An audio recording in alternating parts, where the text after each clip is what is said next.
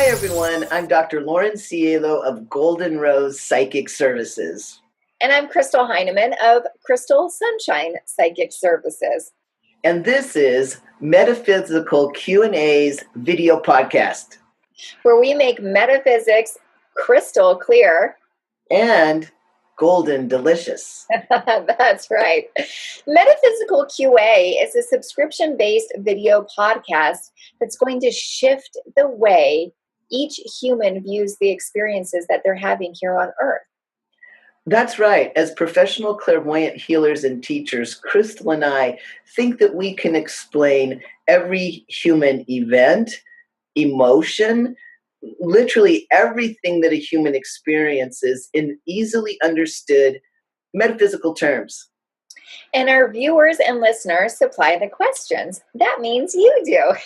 If you'd like to submit a question, visit us on our website at metaphysicalqa.com. That's the word metaphysical, the letter Q, the letter A.com, or you can visit us on our Facebook page at Metaphysical QA.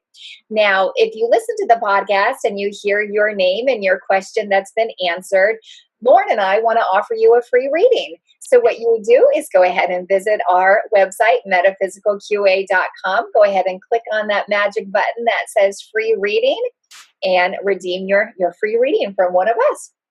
Excellent. Well, let's get going. What are the questions for this episode? All right. So we've got 3 really great questions for today. Are you ready, Dr. Lauren? I'm ready. Fire away. Okay. All right. Okay. So question number 1, we have from Tony R. From Alabama. Welcome. Okay. So Tony, he says, wow, this is a really interesting question. So he's been having a reoccurring eye twitching, like a chronic eye twitching. So much to where he actually went to the doctors because it wouldn't stop. It's continuously going. And of course, the doctor had no cure for it. So his eye is still twitching. So he's come to us. And so Tony wants to know, what's the metaphysical reason for chronic eye twitching? So that would be a great one to look into. And then question number 2 comes from Kelly B. from Sedona, Arizona. Hello, Sedona. Hello. All right. You're going to like this one. This is a juicy one. So, okay. So Kelly, now she's been having sinus infections, and however, it's not all the time. So she's just kind of noticed that about every month, all of a sudden she'd get really congested. So she started journaling her congestion, which I thought was pretty smart. And so what Kelly found in her pattern is that she gets sinus congestion around the full moon. I know, right? This is going to be a great one. All right. And then question number 3 comes from Rosa J. from Toronto, Ontario, Canada. Canada. Excellent. Shout out to Canada. We love Toronto. Now, Rosa says, bless her heart, she has 4 children at home and her husband. And when they're all cozied in at family time, she's noticed that when one child starts to yawn, everyone else starts to yawn, right? I mean, we've all experienced this before, right? Great question, of course, but we never really know the metaphysical reason to why yawning is contagious. So I think with all of that, I don't know, what do you think, Dr. Lauren? I think that this might be, let's get physical with metaphysics. Sounds like a great episode title, Crystal. Excellent. Thank you, everyone, for the questions. Now, when I heard all the questions, of course, they seem to all be related to the physical body. Well, what Crystal and I want to show you is that things that you're experiencing physically could also be caused by things that are happening to the rest of your energy field. So our parents would focus our awareness over and over on our physical body. Pick up your feet, watch where you're walking, right? Get out of the way, right? Now, that a lot. Yeah. So the other parts of you may not even be aware of. So what we're going to speak about in this episode is that your body and the things that you experience physically are generated by the 5 senses that your physical body has, But in addition to that, your 7 spinning chakras and the auric field that they produce. So those parts of you plus what's inside those parts will really be key to answering these questions from a metaphysical standpoint. Are you ready? Let's do it. Let's do it. All right, so let's get to some questions. Our first, of course, if you remember, Dr. Lauren, was Tony R. from Alabama. So, and Tony R., he wrote in about his eye twitch and that it's constant and he can't get rid of it, and his doctor can't even get rid of it. So he's come to us and wanting to know the metaphysical reason of what this eye twitch is. Excellent. Well, Tony, thanks so much for your question. Now, well, let's first start off maybe by talking about this from a doctor's standpoint. Maybe we'll start with the earth plane and expand into what is actually metaphysically happening.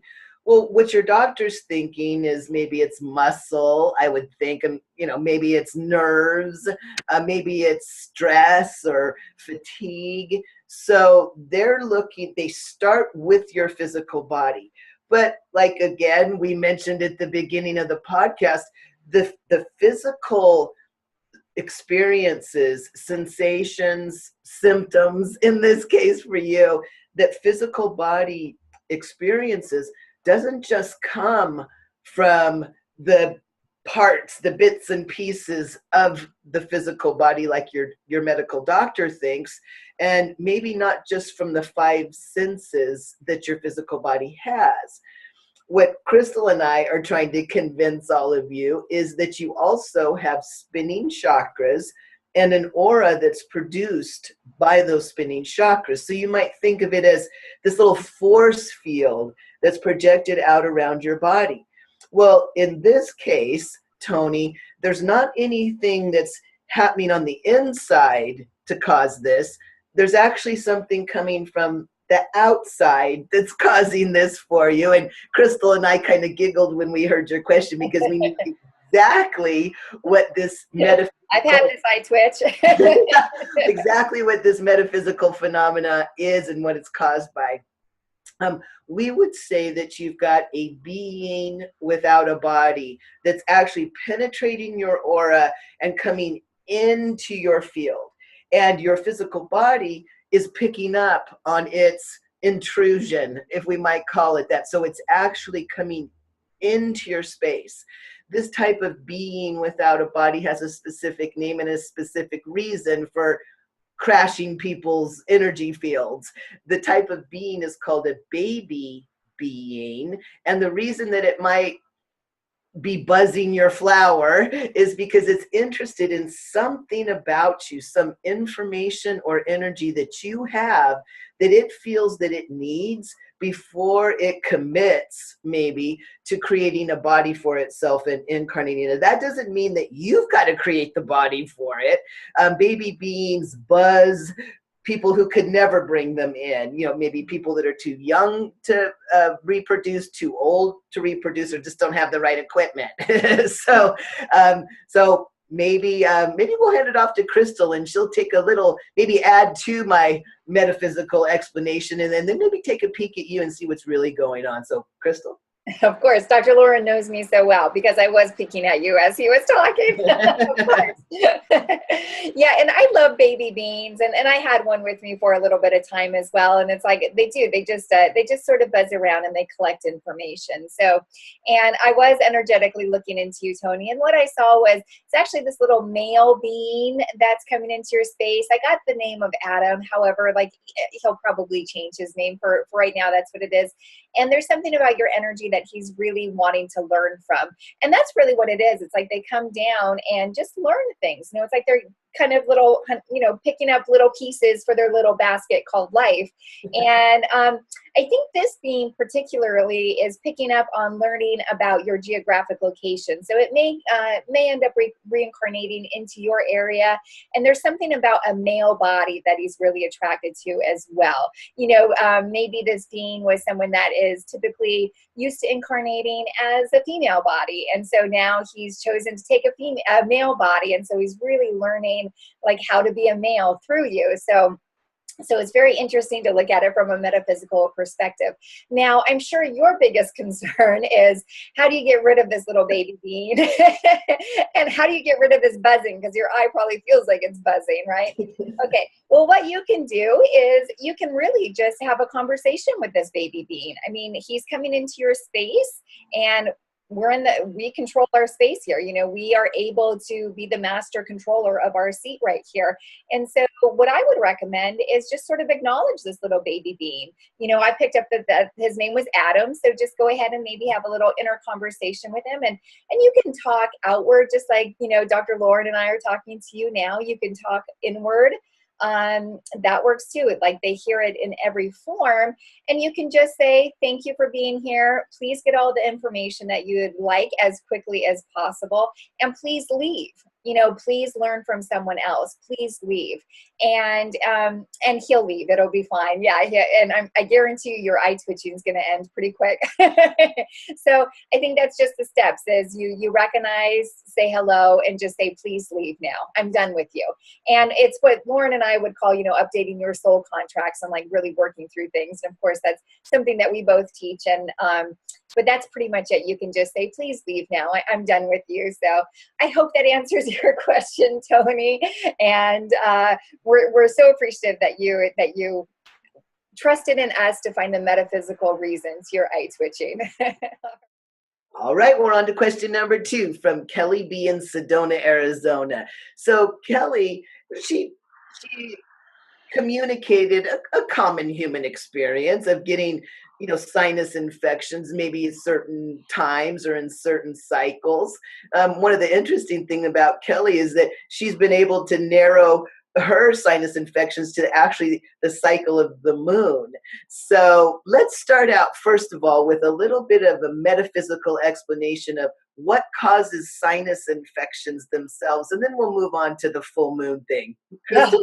All right. Yeah, that sounds great.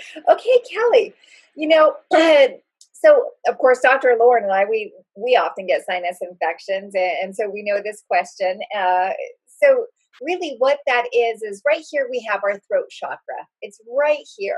And our throat chakra, in a roundabout way, is connected with our sinus infections. Hang tight, we'll definitely get there. But our throat chakra, it's our communication center. It's our verbal, our non-verbal space. So it's our clear audience, our clear hearing. It's how we speak. It's how we hear. It's our communication center. And so from our throat chakra, we actually have these energy channels. And the energy channel, I don't know, maybe think of it as like a hose that's through our body that allows, it's like a highway of energy that allows energy to go through it. So we have these things what Dr. Lauren and I affectionately call silly straws. So they actually connect. Here's our throat chakra right here. And again, they're just wheels of energy that are spinning and collecting information. And then we have these telepathic channels, these energy channels that come up through here, all the way up, down here, almost like little glasses, right through your sinuses. Does that sound familiar, Kelly? Down here and around, and then back to your throat center, your communication center.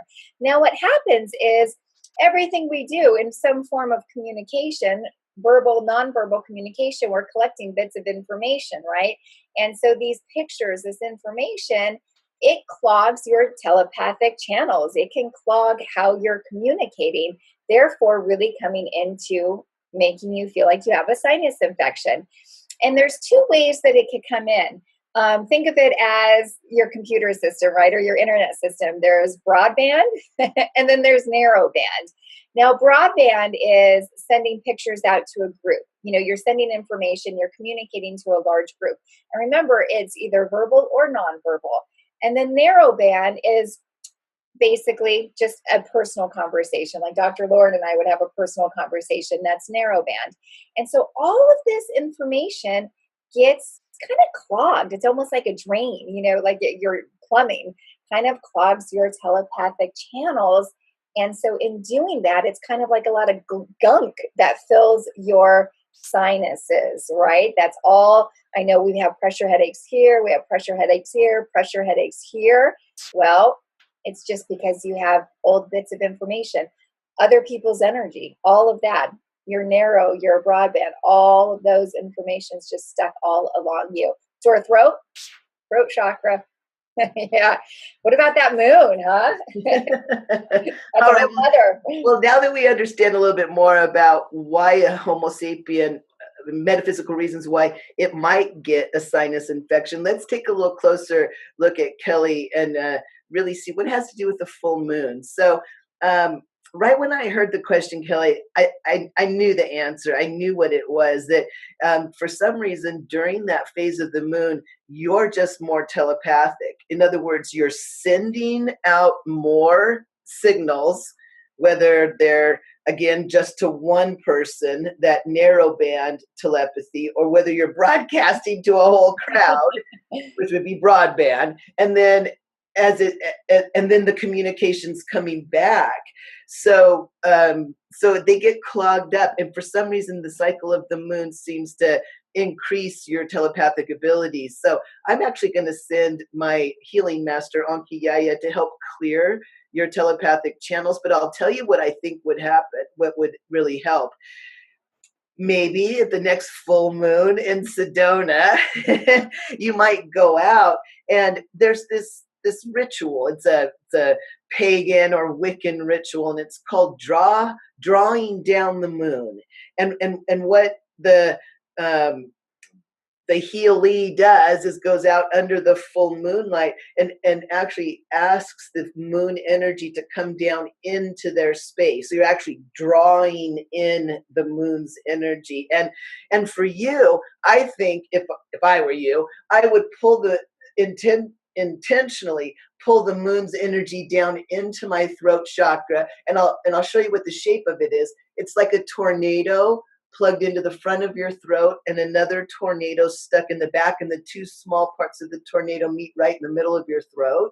So you can have a mental image picture of the moonlight coming in and just filling in that chakra as it's spinning, because it does spin. And I might even do this: allow the moon energy to kind of wash back and forth through the chakra, even through your physical throat, and really saturate that chakra. And then you could have a mental image picture of, just like, I don't know, like juice and silly straws coming. Allow the moon energy just to start to fill those silly straws stuck right on your face. And again, I would intentionally, if I had this issue, pull the moon energy down into my throat and push it through those channels, as well as letting it go through my body chakras and my aura. But you seem to have an affinity. It's probably past life information. And think about it. I always think this about the moon. Every single time that I've incarnated, there hasn't always been the Eiffel Tower. There hasn't always been the pyramids in Egypt, but every single time I've incarnated here with any type of body, there's been one constant, whether I was in a tropical environment, a desert environment, a water environment, the moon. So there's something about the moon that a frequent flyer here on Earth might be very susceptible to. So Kelly B, I hope that helps you. And thank you. We hope we've answered your question. Thank you so much. And remember now, go back to our website. That's metaphysical spelled out, and then the letters QA.com. And right there on the homepage, you'll see the free reading button. Push that button, fill it out, and we'll be happy to send over your coupon or gift certificate. So that's what we got for you. Great. All right. So for our third question, I'm excited to get to this one. All right. Rosa J from Toronto, Canada. I love Toronto. Shout out to our Canadian fans. Right now, Rosa, she has 4 kids, And I'm sure she's a very busy mom on top of the million other hats that she wears. And her question was about contagious yawning. So she wanted to know, why is it that one person in her family, of course, it's not just in the family, we've all experienced this hanging out with anyone, that when you yawn, why all of a sudden is it a domino effect? Why all of a sudden does everyone else start to yawn? So let's look at the metaphysical side. What do you say, Dr. Lauren, of why yawning is so contagious? Well, I took this question to Aki IMI Healy master to see what he had to say about it. I thought I kind of knew, but he did tell me some new information that I didn't know. Now, okay, so we have to talk the metaphysics again. So you have a physical body. The physical body has spinning chakras, and the spinning of those chakras projects this force field around your body, otherwise known as your aura. So what is inside all of that? Well, only two things. And you're going to hear Crystal and I say this over and over and over. There's only two things that a clairvoyant sees. So from our perspective, there's only two things that exist. The first one is energy. And the second one is information. Mm-hmm. So those are the only two things that Crystal and I see when we clairvoyantly look at your body's chakra system, and your body's aura. So so let me tell you how we see it. And I'll probably say this over and over.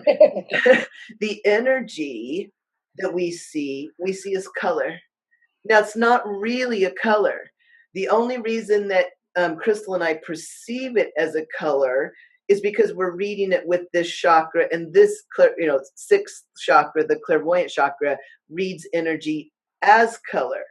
So energies are moving all through your body, your chakras, and your aura.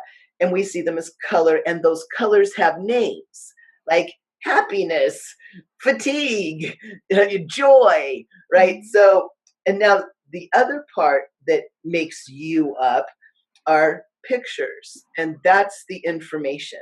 So they're little teeny images. That's how Crystal and I see them. Mm-hmm. Now, so we're all just filled with information. Every single time you see something on television, a little piece comes into your space and is part of your information. You started getting these pictures before you could even speak your native language. So we are completely programmed with these little images, these little pictures. So when some Homo sapien yawns, and then another Homo sapien matches that, we call it matching pictures. Mm-hmm. That I lit up a picture, and now everybody else saw it in the room, and they lit up the same picture. Okay. Now, the interesting thing about this particular question is when I was talking with Anki Yaya and with Crystal before we went live, is that I cannot think of one other picture that Homo sapiens match on as much as this one. And, as I said, I might sneeze, and nobody else sneezes, unless, of course, they're all sniffing the same little pollen in the air. If I cough, you're not inclined to have a spontaneous cough. So why is this one so different? I mean, we could match any pictures, really, but why is this one so over the top that, everybody knows that yawning's contagious? It's funny because when Crystal was reading the questions at the beginning of the podcast, I was like, I want to yawn it now. I defied it back. Yeah. So now we have to talk about Homo sapien as an animal that's attempting to survive, which of course is all about the first chakra. If you're sitting in a chair, you're sitting on your first chakra. It's shaped like an upside down tornado that you're sitting on. Now, spinning, all the information that's spinning in there is how you stay alive. It's all about food, shelter, clothing. So let's think of Homo sapien again as more of an animal than the sophisticated organisms that we take ourselves for now. So let's say that you're in a group of other Homo sapiens and your body's getting fatigued, and you may not necessarily know or trust all of the other Homo sapiens that are in your general vicinity, but your body is about to shut down. You're about to go into the most vulnerable state that a Homo sapien can be in, and that's asleep. So you throw pictures, right? You try energetically to convince everyone else in the cave to go to sleep too, right? So I'm about to fall asleep. So please, everybody else go to sleep so that you don't attack me while I'm sleeping. So Anki said that it's actually a survival picture that we toss up and try to lure everyone else into falling asleep with us. So that's what I got, Crystal. Oh my gosh, that is amazing. Wow. I was hanging on every word. That's such good information. Yeah, and of course, Rosa, I was looking into things energetically as Dr. Lauren was talking, and absolutely. And it's so funny that Dr. Lauren had said, falling asleep in the cave, had used that analogy, because clairvoyantly, that's exactly what I saw. I don't know if anyone remembers that movie Caveman that Ringo Starr was in, right? Years and years ago, where that was the image I got. And it was almost like putting like a sleeping spell on everyone. It's like you yawn, and then all of a sudden everyone else, goes ahead and falls asleep. It's that like sleeping serum. And I saw like a very caricature picture of it. So yeah, that's exactly what I saw too. I thought that was really amazing. And for your little bear codes, Rosa, of course, like we've evolved, but we still have, like, our soul carries these pictures still. Our survival pictures are so deeply rooted, and that's the first chakra that really starts collecting information. So our survival goes so deep. And so bringing it into modern times, yes, we still carry this survival information. And your little bear cubs, one yawns and the other one yawns, the other one yawns. It's like a signal also as like it's family time. And so I can kind of see it rise into our like third chakra and then up into our heart space. And our third chakra is all about, that's a little bit about like, personal boundaries and control and ego. So you're kind of like letting that go with like the outer, exhale of that yawn. And then like really moving up to your heart space for your little bear cubs over there, to where it's like, okay, everyone, it's time now to take a nap. Like it's time to go to bed, and it's like family time, kind of gathering, like the little bears like hibernating almost, that's how I energetically read it in your space, Rosa. Of course, I mean, it's, that's not the case for everyone. We could be having lunch. Dr. Lauren and I wanted to yawn as we were doing this, but so fascinating. So I hope that that answers your question, Rosa. Amazing questions today. All right. And remember, Rosa, go ahead and click on our website, metaphysicalqa.com, to redeem your free reading. Okay. Thanks, Rosa. All right, Crystal. Well, do you think we've done it? I do believe we have. Yet again, we've made metaphysics crystal clear. And golden delicious. I love it. All right. Please go to www.metaphysicalqa.com. That's the word metaphysical, the letter Q, the letter A.com, to subscribe and to submit your questions. And you can find me, Crystal Heinemann, at www.crystalsunshinepsychicservices.com. And you can find me on the web at goldenrosepsychic.com and laurencielo.com. Until next episode, we'll call that a healing. Bye for now. Please hang up and try again.